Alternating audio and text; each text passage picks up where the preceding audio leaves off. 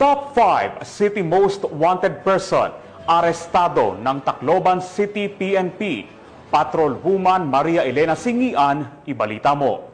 Arestado ng mga awtoridad ang tinaguriang top 5 City Most Wanted Person na may kasong 2 counts statutory rape matapos mahuli sa Barangay 91 Abukay, Tacloban City. Naaresto ang akusado bandang alas 9:50 ng gabi ng mga tauhan ng Tacloban City Police Station 2 sa bisa ng warrant of arrest para sa kasong 2 counts statutory rape na walang inirekomendang piyansa. Ang akusado ay dinala sa Tacloban City PS2 para sa kaukulang dokumentasyon at tamang disposisyon. Patunay lamang na ang Tacloban City PNP ay hindi nagpapabaya sa kanilang sinumpaang tungkulin na hulihin ang mga taong tiwalag sa batas upang mapanatiling ligtas ang komunidad ng sa gayon may patupad ang kapayapaan sa bansa para sa ligtas at maunlad na bagong Pilipinas.